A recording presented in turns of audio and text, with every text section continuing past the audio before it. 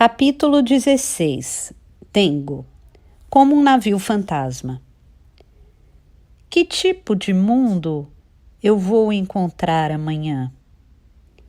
Ninguém sabe, disse Fukaeri.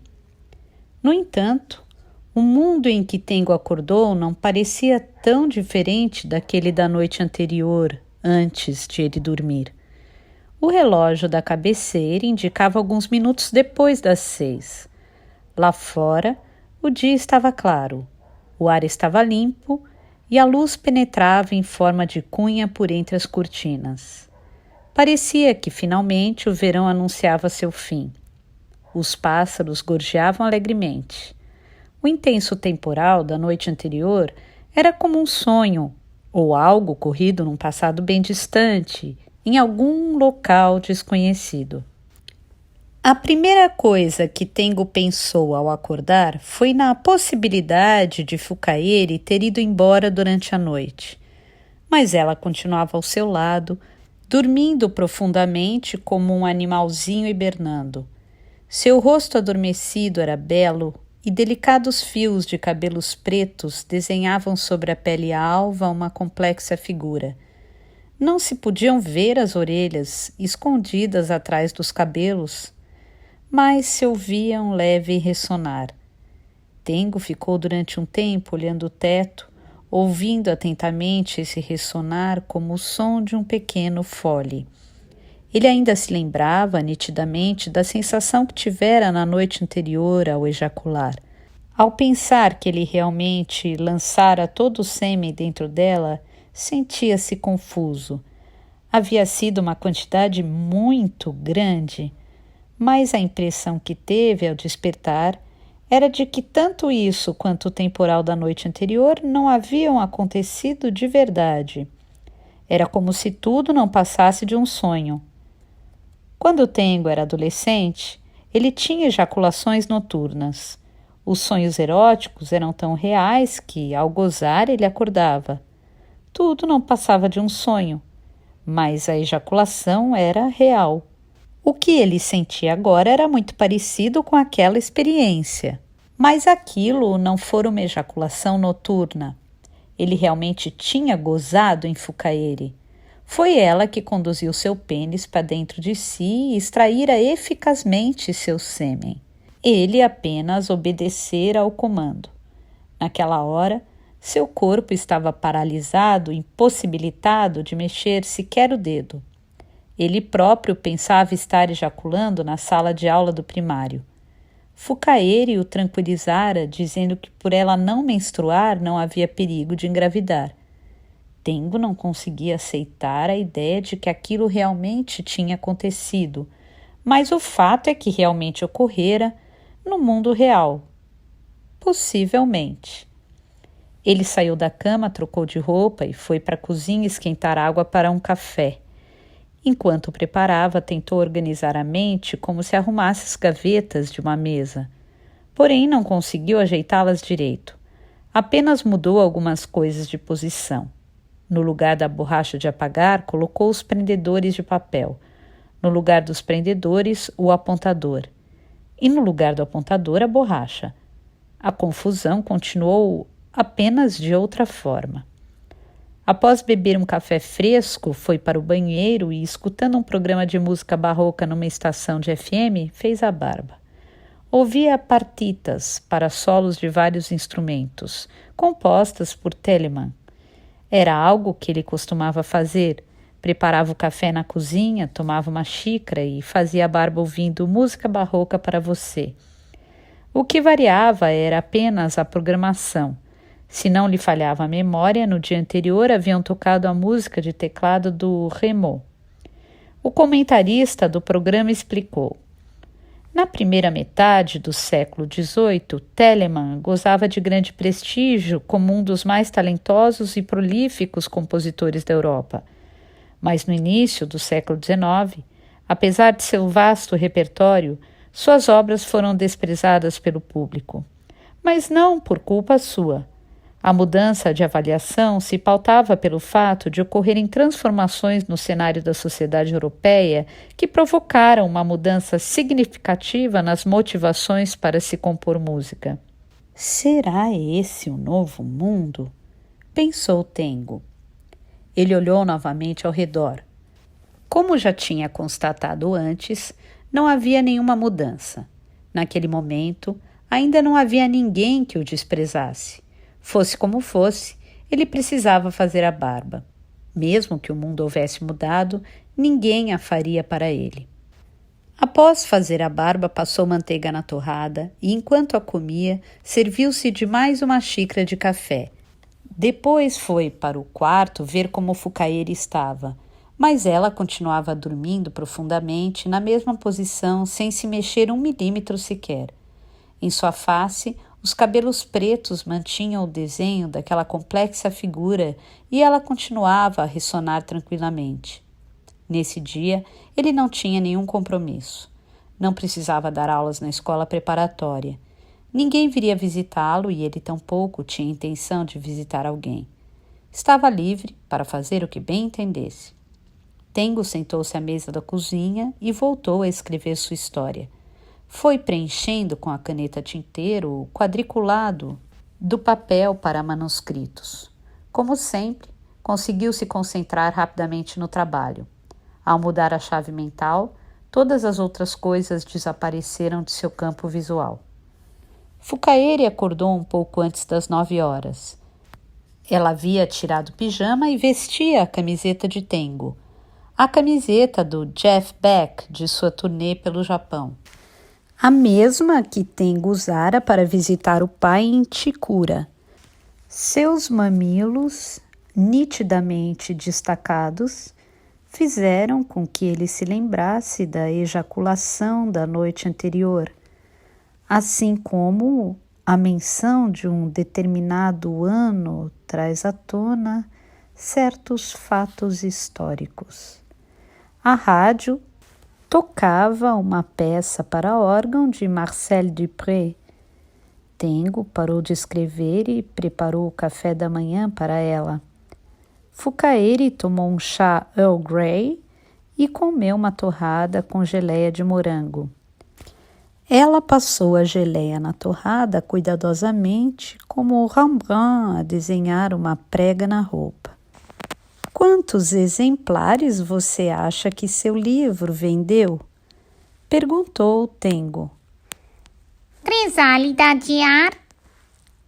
Perguntou Fukaeri. Não sei, disse ela, franzindo levemente as sobrancelhas. Muitos. Tengo achou que a quantidade não era um fator importante para ela. Dizer muitos o fez imaginar um campo com trevos a perder de vista. Os trevos traziam o conceito de muitos, pressupondo a impossibilidade de serem contados. Muitas pessoas estão lendo Crisálida de ar, disse Tengo. Sem comentar nada, Fukaeri examinou atentamente se a geleia havia sido bem passada na torrada. Preciso me encontrar com Komatsu o quanto antes, disse Tengo, fitando Fukaeri do outro lado da mesa. Como sempre, seu rosto era inexpressivo. Você já deve ter se encontrado com ele, não é? Na coletiva de imprensa. Vocês chegaram a conversar? Fukaeri balançou discretamente a cabeça num gesto que significava que praticamente não conversaram. Tengo podia imaginar vividamente a cena.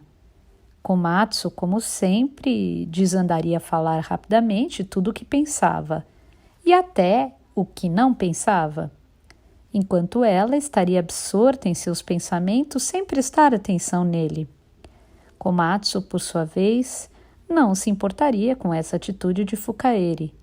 Se alguém pedisse para Tengo indicar Um par totalmente incompatível certamente lhe indicaria Fukaeri e Komatsu.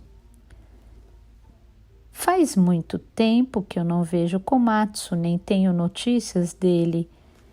Creio que de uns tempos para cá ele deve estar muito ocupado, principalmente depois que A Crisálida de Ar se tornou um best-seller.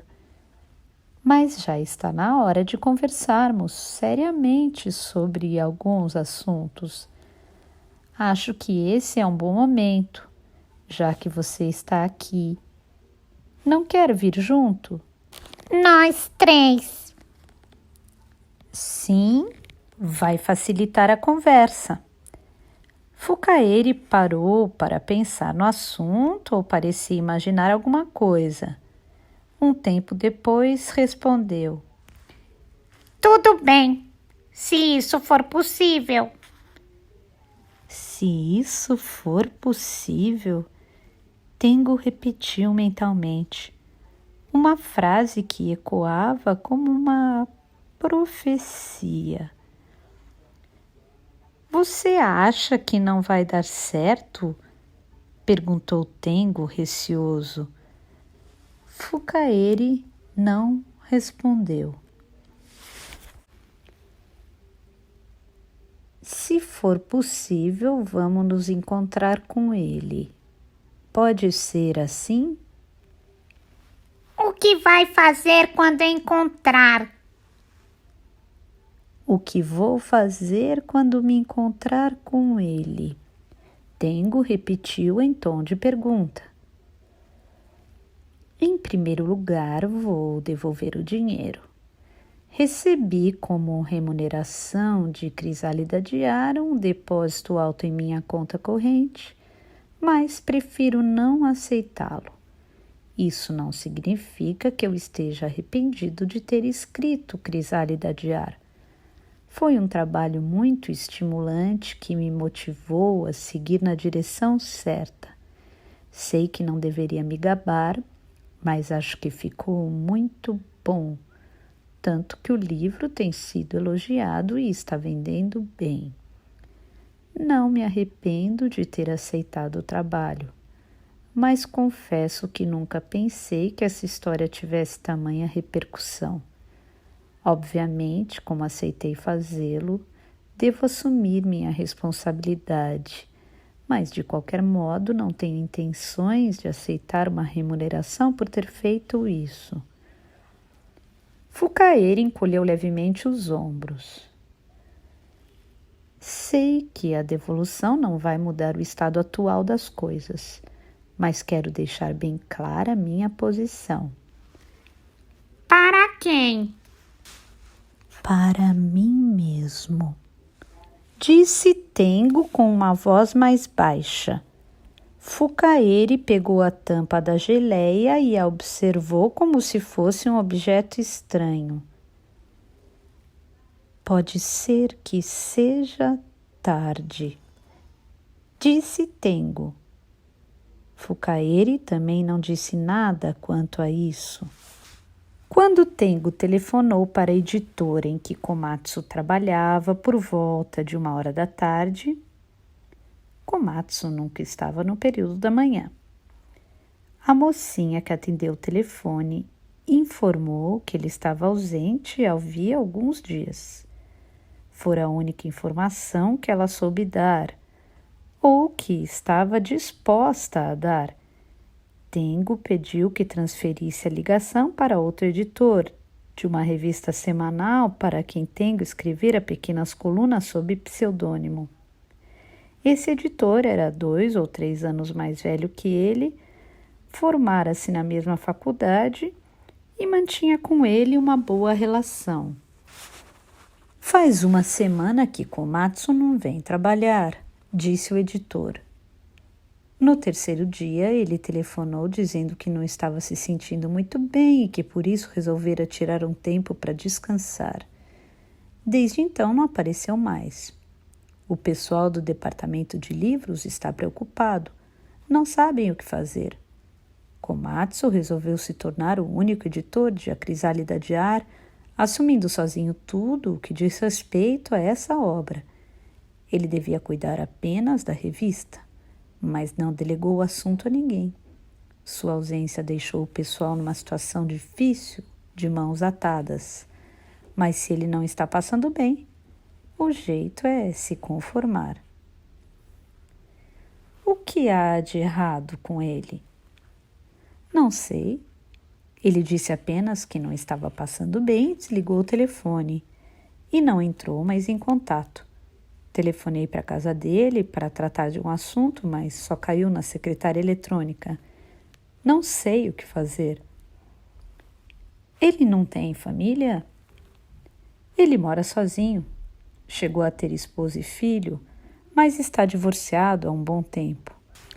Como ele não é de comentar nada, não sei dos detalhes. Ele é assim mesmo. Mas faltar uma semana e telefonar somente uma vez é meio estranho, não é? Você deve saber que ele é avesso às convenções sociais. Tengo pensou sobre isso, segurando o fone e disse: realmente, nunca se sabe o que ele vai aprontar. Além de não ligar para a opinião alheia, ele é um tanto egoísta. Mas, até onde eu sei, em relação ao trabalho, nunca foi responsável. Por mais que não esteja bem, não creio que abandonaria o trabalho neste momento em que Crisálida Diária está vendendo tanto. Não creio que ele faria isso. Tem razão, concordou o editor. Talvez seja melhor eu ir até a casa dele e ver o que está acontecendo. O grupo religioso Sakigake está sendo investigado pelo desaparecimento de Fukaeri e ainda não sabemos seu paradeiro. Especula-se que algo pode ter acontecido com ela. Não creio que Komatsu esteja fingindo uma doença para esconder Fukaeri em algum lugar. Tengo manteve-se quieto. Ele não podia dizer que Fukaeri estava bem na sua frente, limpando os ouvidos com o cotonete. E tem mais? Tem uma coisa que me incomoda em relação àquele livro. O fato de estar vendendo é ótimo, mas algo não me cheira bem.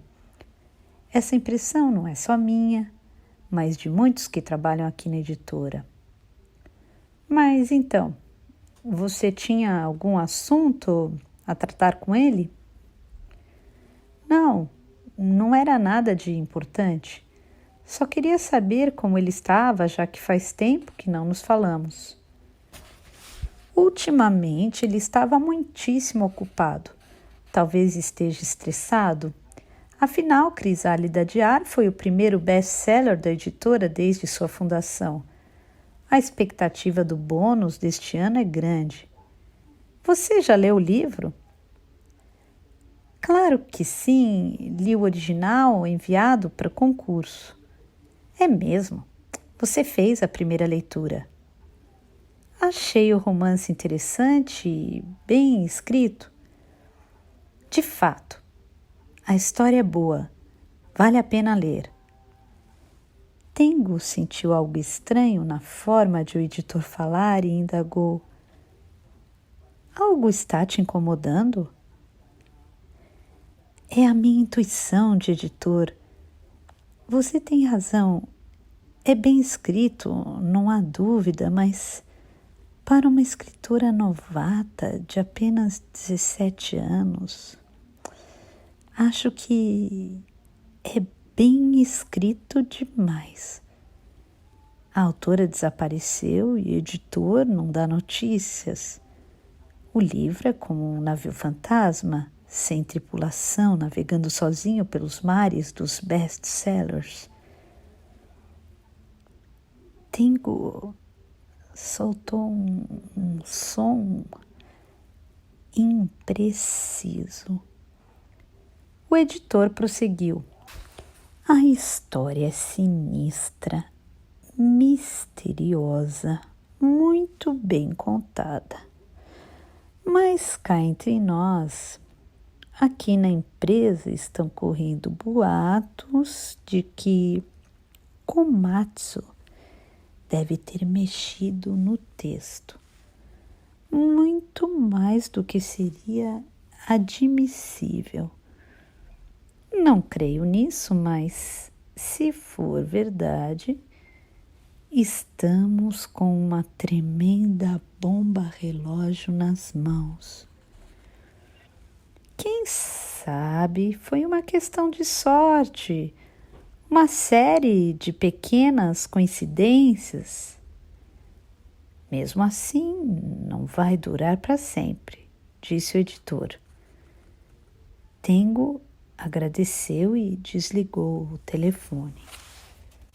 Ao colocar o fone no gancho, disse para Fukaeri: faz uma semana que Komatsu não vai trabalhar e ele não dá notícias.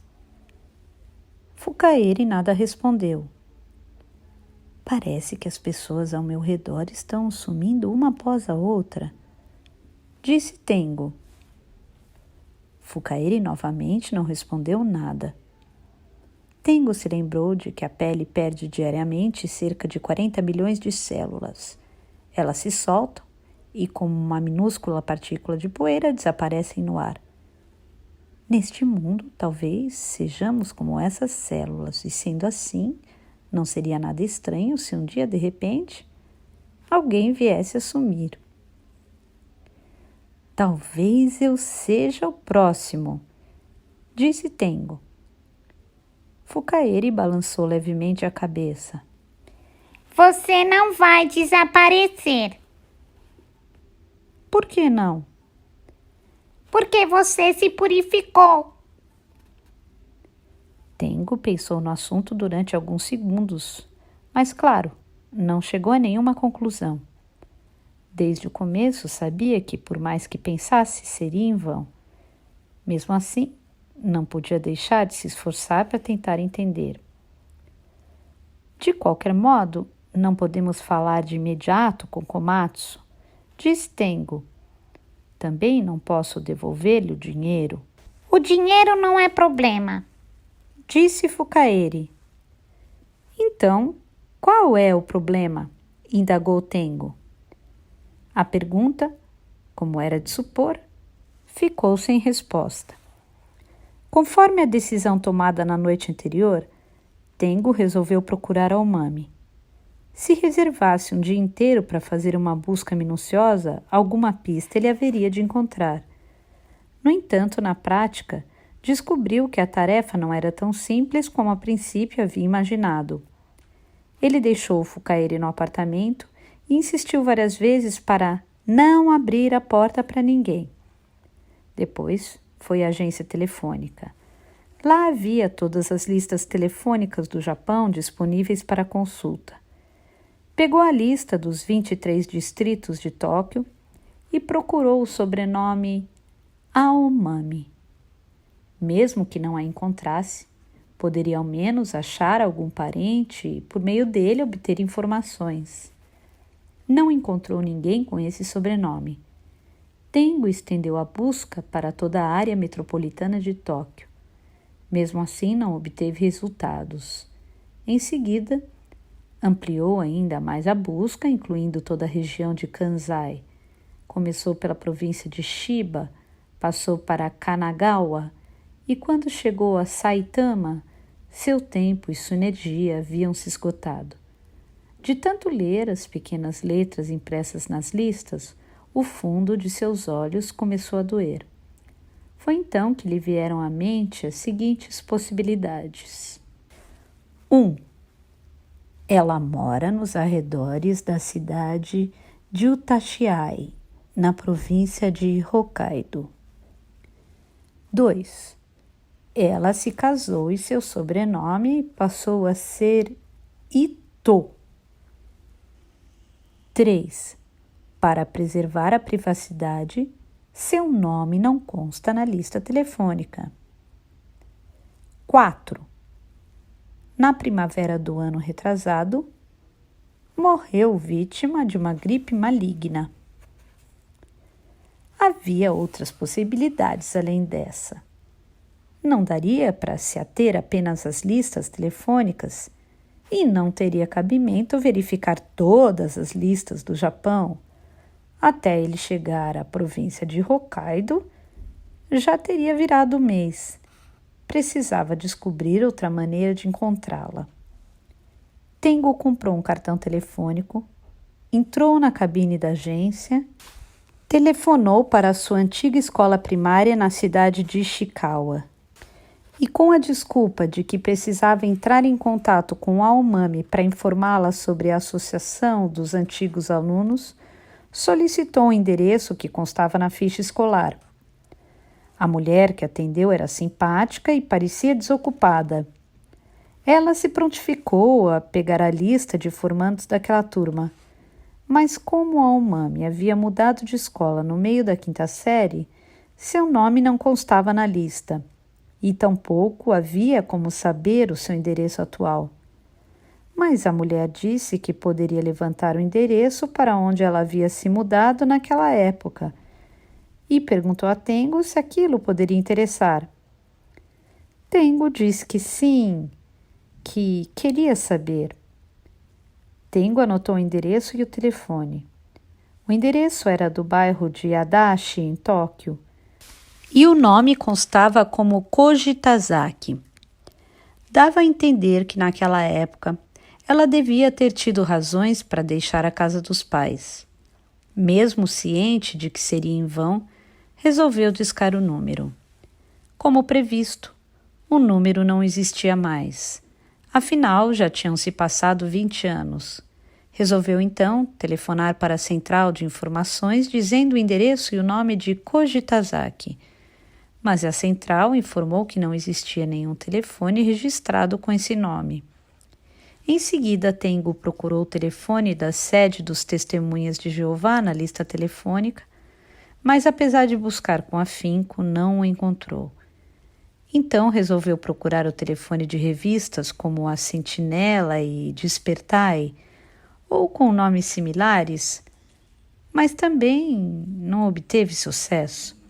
Procurou até na seção de grupos religiosos da lista telefônica comercial, mas também foi em vão. Após um bom tempo nesse esforço heróico de encontrar esses telefones, Tengo chegou à conclusão de que os testemunhas de Jeová não queriam ser importunados. Pensando bem, aquilo era muito estranho. Eles vão atrás das pessoas quando querem e a qualquer hora. Costumam tocar a campainha ou bater na porta e sorridentes convidam: vamos estudar a Bíblia juntos? Não importa se a pessoa está com um soufflé no forno, soldando alguma coisa, lavando os cabelos, treinando um camundongo a fazer truques ou tentando resolver uma equação de 2º grau. Eles não se importam de nos procurar, mas a não ser que você fosse um seguidor, nos tolhem a liberdade de procurá-los.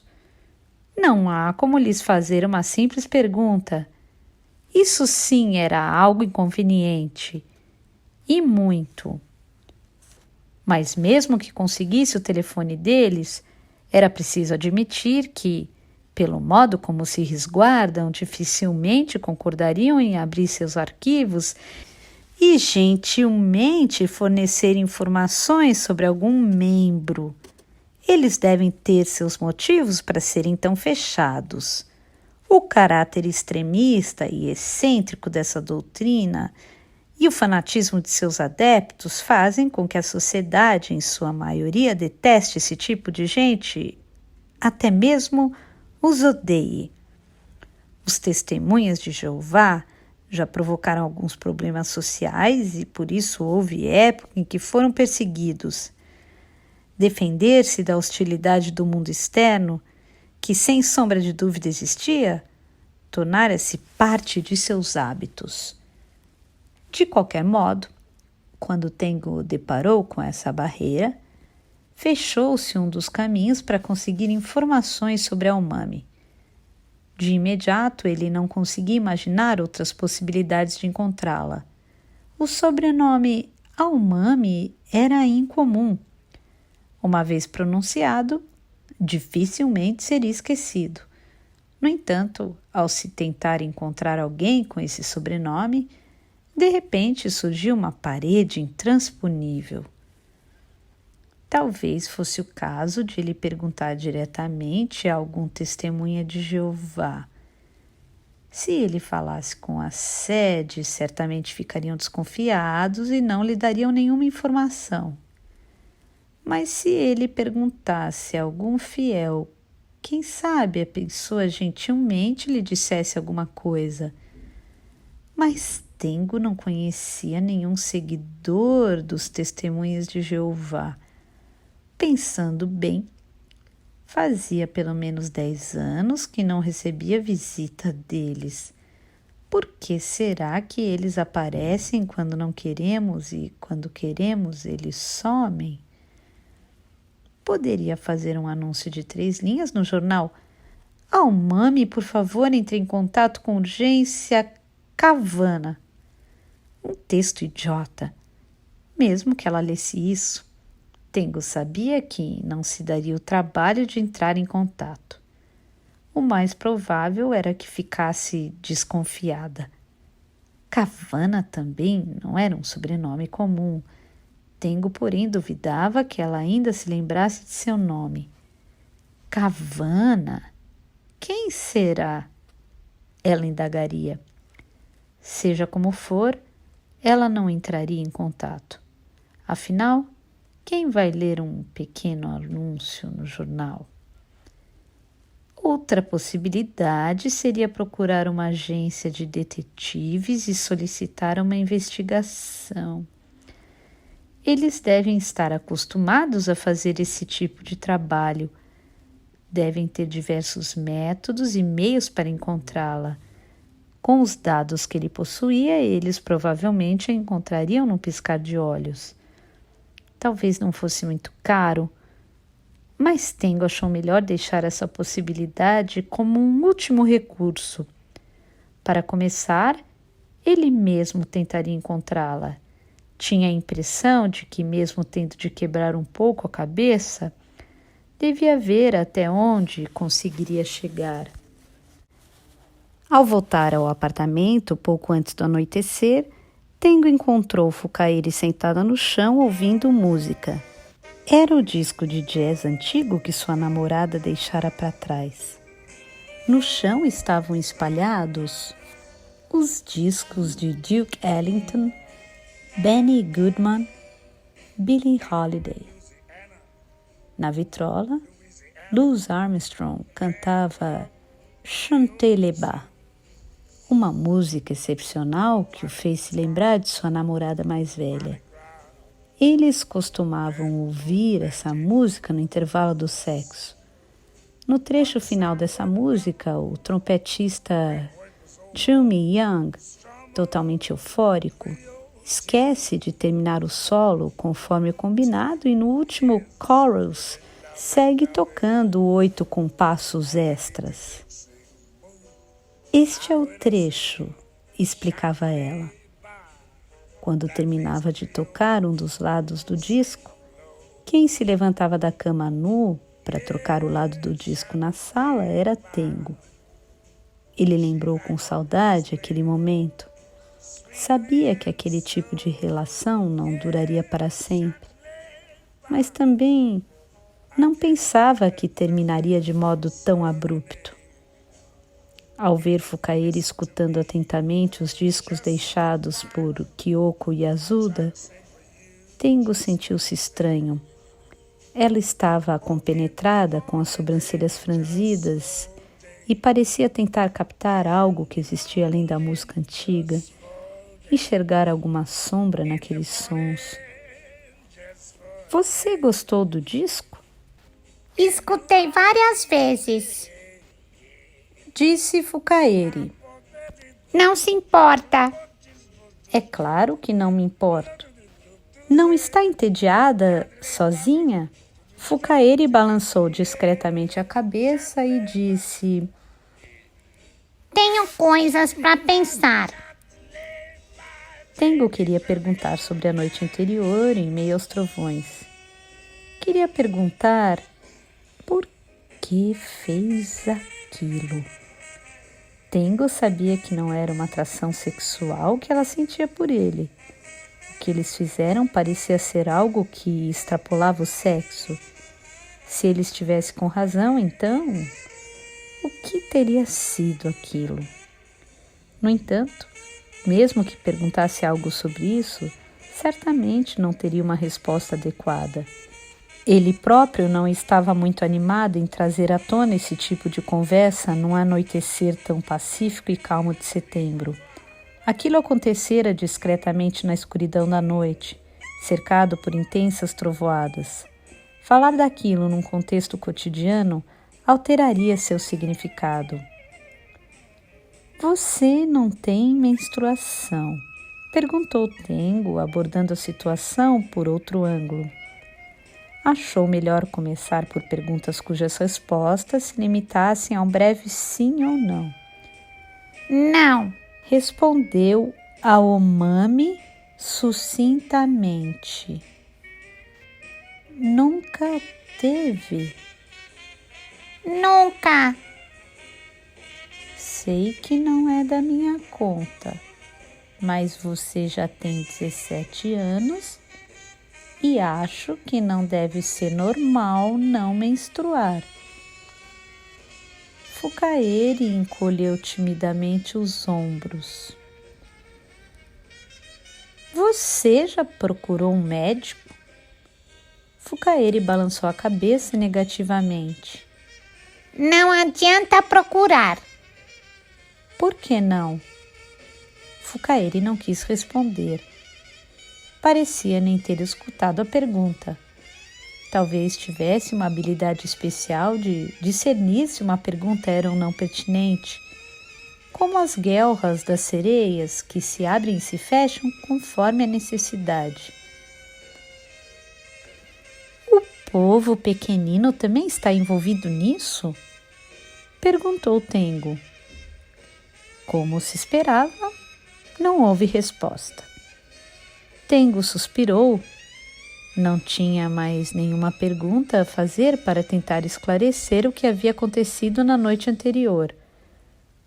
O caminho estreito e incerto terminava ali, e dali para frente só havia uma densa floresta.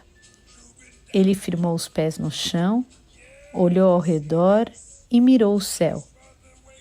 Aquele era o problema de conversar com Fukaeri. Todos os caminhos terminavam infalivelmente no mesmo ponto. Os guiliaques continuariam a jornada mesmo sem existir o caminho. Mas para Tengo era impossível. Estou procurando uma pessoa, disse Tengo para mudar de assunto. Uma mulher. Falar sobre isso com Fukaeri não ia adiantar nada. Ele sabia muito bem, mas Tengo precisava falar com alguém. Tinha necessidade de falar em voz alta o que estava pensando. Sentia que, se não fizesse, a Umami poderia se afastar ainda mais dele. Já faz 20 anos que eu não a vejo. Na última vez eu tinha 10. Ela tem a mesma idade que eu. Estudamos na mesma classe da escola primária. Tentei encontrá-la de várias maneiras, mas não consegui descobrir sequer um rastro. O disco terminou. Fukaeri o pegou do prato e cheirou várias vezes o vinil, estreitando os olhos. Tomando cuidado de não deixar digitais, guardou-o cuidadosamente no envelope de papel e, em seguida, colocou-o dentro da capa, como se acomodasse na cama um gatinho adormecido com delicadeza e carinho. Você quer se encontrar com essa pessoa? Perguntou Fukaeri sem interrogação. Ela significa muito para mim. Você está procurando ela durante esses 20 anos? Perguntou Fukaeri. Não é bem isso, disse Tengo, e enquanto procurava palavras para se expressar, Cruzou os dedos sobre a mesa. Para falar a verdade, comecei a procurar hoje. Fukaeri esboçou uma expressão de quem não entendia o que acabara de ouvir. Hoje. Se ela é tão importante para você, por que esperou até hoje para começar a procurá-la? Disse Tengo, antecipando a pergunta de Fukaeri. Eis uma boa pergunta. Fukaeri manteve-se em silêncio, fitando Tengo. Após organizar os pensamentos, ele respondeu: Acho que fiz o caminho mais longo. Essa menina chamada Aomami, como posso dizer, esteve sempre no centro dos meus pensamentos. Ela sempre foi uma espécie de âncora que cumpriu uma função muito importante em minha vida. Mas justamente por estar no centro, é que talvez eu não tenha conseguido perceber o significado que ela tinha para mim. Fukaeri continuava a fitá-lo. Pela expressão de seu olhar, não dava para saber se estava entendendo o que Tengo tentava lhe dizer. Mas isso era o de menos. Em parte, Tengo estava dizendo aquilo para si próprio. Mas agora, finalmente, eu entendi.